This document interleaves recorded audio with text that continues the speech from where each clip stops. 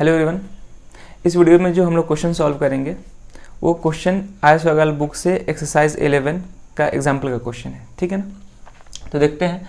ये example number 2 है, example number 1 solve कर चुके हैं। ठीक है, तो ये जो क्वेश्चन दिया गया है ये क्वेश्चन है सम पर्टिकुलर एंगल्स है। ठीक है, trigonometric ratios of some particular angles. तो इस क्वेश्चन को सॉल्व करने के लिए सारे ट्रिग्नोमेट्रिक रेशियोज का डिफरेंट एंगल्स पे वैल्यू मालूम होना चाहिए।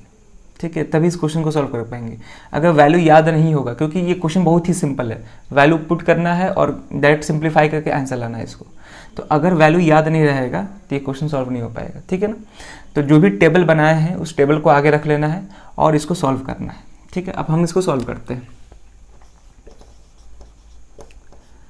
तो पहला है tan स्क्वायर 30 डिग्री। हम पहले ही बताए थे पिछले वाले वीडियो में कि कहीं भी tan स्क्वायर थीटा हो या कोई भी ट्रिग्नोमेट्रिक रेशियोज के स्क्वायर में थीटा हो, अगर तो tan स्क्वायर थीटा को हम कैसे लिख सकते हैं, tan थीटा का होल स्क्वायर लिख सकते हैं। ठीक है, हम बताए थे tan स्क्वायर थीटा को tan थीटा का होल स्क्वायर लिख सकते हैं। तो यहाँ पे भी वही काम करेंगे। यहाँ पे tan स्क्वायर 30 डिग्री है, तो tan स्क्वायर 30 डिग्री को हम लिख सकते हैं tan 30 डिग्री और इस पूरे का होल स्क्वायर। ठीक है ना, तो अभी समझा रहे हैं क्योंकि ये शुरुआत वाला क्वेश्चन है। आगे जो है हम डायरेक्ट यहाँ पे वैल्यू पुट करके उसका स्क्वायर कर देंगे। ठीक है, इनटू साइन 30 डिग्री है, इसको ऐसे ही छोड़ दो, प्लस कॉस 60 डिग्री। ठीक है, अब यहाँ पे है साइन स्क्वायर 90 डिग्री, तो इसको भी हम लिख सकते हैं साइन 90 डिग्री का होल स्क्वायर। क्लियर है, जस्ट वैसे ही tan स्क्वायर 60 डिग्री है, तो इसको हम लिख सकते हैं tan 60 डिग्री का होल स्क्वायर। क्लियर है यहाँ तक? चलो, tan 60 डिग्री का होल स्क्वायर, यहाँ पे -2 tan 45 degree, cos square 0 degree है, तो इसको हम लिख सकते हैं कॉस 0 डिग्री और इस पूरे का होल स्क्वायर।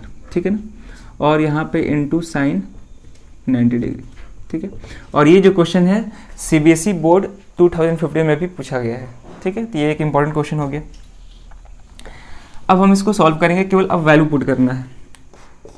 tan 30 डिग्री का वैल्यू कितना होता है, तो 1/√3। ठीक है, वैल्यू में थोड़ा सा गलती हो जाएगा, आंसर नहीं आएगा। tan 30 डिग्री का वैल्यू कितना होता है 1/√3 इस पूरे का होल स्क्वायर इनटू, ठीक है, हम इनटू का साइन दे रहे हैं। साइन 30 डिग्री का वैल्यू क्या होता है, तो साइन 30 डिग्री का वैल्यू 1/2 होता है, हम लोग पढ़ चुके हैं। साइन 30 डिग्री का वैल्यू 1/2 प्लस कॉस 60 डिग्री का भी वैल्यू कितना होता है 1/2 ही होता है। मतलब साइन 30 डिग्री कॉस 60 डिग्री का वैल्यू सेम होता है 1/2 into sine 90 degree, sine 90 degree का वैल्यू 1 इसका whole square into tan 60 degree का वैल्यू कितना होता है √3 इस पूरे का होल स्क्वायर। ठीक है, -2 इंटू tan 45 का वैल्यू 1 होता है, तो 1 रखेंगे यहाँ पे। फिर अब यहाँ पे देखेंगे इनटू cos 0 डिग्री है, cos 0 का वैल्यू 1 होता है। ठीक है ना, यानी कि जो वैल्यू साइन 90 का होता है वही वैल्यू cos 0 का होता है। ठीक है, तो cos 0 का वैल्यू 1 होता है, इसका होल स्क्वायर। क्लियर है, इनटू साइन 90 का भी बताएं, साइन 90 का वैल्यू क्या होता है 1 होता है। क्लियर है यहाँ तक? चलो, अब इसको केवल सिंप्लीफाई करना है। कितना हो जाएगा, यहाँ पे 1/√3 का होल स्क्वायर है, तो न्यूमरेटर का स्क्वायर करेंगे फिर डिनोमिनेटर का स्क्वायर करेंगे, तो 1 का स्क्वायर 1 होगा, √3 का स्क्वायर करेंगे। ठीक है, तो रूट स्क्वायर को कैंसिल कर देता है, तो स्क्वायर और स्क्वायर रूट कैंसिल, तो क्या बचेगा केवल यहाँ पे 3 इंटू 1/2 प्लस यहाँ पे 1/2, 1 का स्क्वायर तो 1 ही होगा।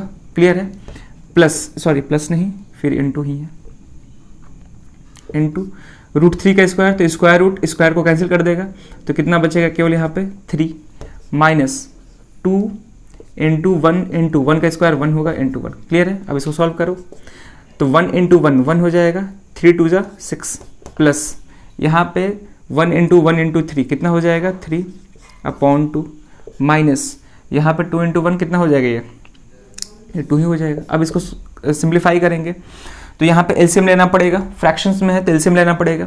6 से 2 है और यहाँ पे 1 है, कुछ नहीं है मतलब 1 है, तो 6 और 2 का एलसीएम क्या होगा। ठीक है, तो 6 और 2 का एलसीएम 6 ही होगा। अब देखते हैं 6 को, अब इस 6 को इससे डिवाइड करेंगे तो 1 आएगा, 1 को इससे मल्टीप्लाई करेंगे तो 1 आएगा। ठीक है, प्लस 6 को 2 से डिवाइड करो, 3 9 हो जाएगा। क्लियर है यहाँ तक? अब क्या करेंगे, 6 को 1 से डिवाइड करेंगे, क्वेश्चन कितना आएगा 6 को इससे मल्टीप्लाई करेंगे तो -6 2 12 हो जाएगा। क्लियर है, तो यहाँ पे कितना आ जाएगा 9 + 1 10 हो जाएगा, 9 + 1 10 और 10 - 12 कितना होता है 10 माइनस 12/6, तो 10 माइनस 12 कितना हो जाएगा, 10 माइनस 12 हो जाएगा -2 कितना आ गया, -1/3। यही होगा आंसर। क्लियर है? तो ऐसे ही करना है। तो ये क्वेश्चन बहुत ही बेसिक था, केवल वैल्यूज याद होने चाहिए और इसको अच्छे से रखना है, मतलब थोड़ा सा भी गड़बड़ होगा तो ये मतलब आंसर नहीं आएगा। ठीक है, तो ये काफ़ी बेसिक क्वेश्चन था। अब इसी क्वेश्चन का एक और पार्ट है, सेकंड पार्ट है। ठीक है, अब उसको सॉल्व करेंगे। तो पहले इसको वीडियो पॉज करके सॉल्व कर लो। अब हम वो क्वेश्चन लिखने जा रहे हैं। क्लियर है? अब हम लोग क्वेश्चन का सेकंड पार्ट सॉल्व करेंगे। ठीक है, फर्स्ट पार्ट हो गया था, ये सेकंड पार्ट है। तो सेकंड पार्ट को भी पहले खुद से सॉल्व करेंगे, उसके बाद सॉल्यूशन देखेंगे। ठीक है ना? तो यहाँ पे भी वैल्यू पुट करना है, आंसर लाना है। ठीक है, तो यहाँ पे पहला क्या है, tan स्क्वायर 60 डिग्री। तो tan स्क्वायर 60 डिग्री को हम फिर से वहीं से तो लिख सकते हैं, tan 60 डिग्री का whole square plus 4 sine square 45 degree को जस्ट वैसे ही साइन 45 डिग्री का होल स्क्वायर। ठीक है, प्लस यहाँ पर हो जाएगा 3 सेक 30 डिग्री का होल स्क्वायर। ठीक है, और वैल्यू पुट करने के बाद जो सिंप्लीफिकेशन करना है उस पर भी ध्यान देना है। अगर सिंप्लीफिकेशन सही से नहीं कर पाएंगे, बीच में गलती हो जाएगा, तो आंसर वहाँ पर भी नहीं आ पाएगा। प्लस 5 ये हो जाएगा cos 90 डिग्री का होल स्क्वायर। क्लियर है यहाँ तक? ठीक है, ये अगले वाले वीडियो से अब स्क्वायर नहीं लिखेंगे, ऐसे होल स्क्वायर करके। ठीक है, अभी समझ गए होंगे। चलो, अब नीचे है cos 30 डिग्री, सॉरी cosec है, cosec 30 degree plus sec 60 degree minus cot square 30 degree को हम क्या लिखेंगे, कॉट 30 डिग्री का होल स्क्वायर लिखेंगे। क्लियर है? अब हम इसको सॉल्व करेंगे और वैल्यू भी सबका याद नहीं रखना है, साइन का, कॉस का, टैन का याद रखना है और बाकी सब तो रेसिप्रोकल है उनके। ठीक है, तो tan 60 डिग्री की बात करें तो tan 60 की वैल्यू कितना होता है, √3 इसका होल स्क्वायर।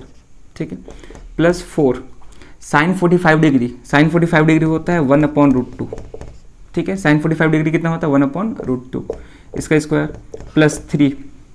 अब देखो यहाँ पे सेक 30 डिग्री है, तो सेक 30 डिग्री किसका रेसिप्रोकल होगा, कॉस 30 डिग्री का रेसिप्रोकल होगा। और कॉस 30 डिग्री का वैल्यू कितना होता है, √3/2। ठीक है, कॉस 30 डिग्री वैल्यू √3/2 होता है, तो सेक 30 का हो जाएगा 2/√3। तो सेक 30 का वैल्यू हो जाएगा 2/√3 इस पूरे का square plus 5 into cos 90 degree 0 होता है, cos 90 डिग्री क्या होता है, 0 वैल्यू होता है इसका, तो 0 का होल स्क्वायर। क्लियर है?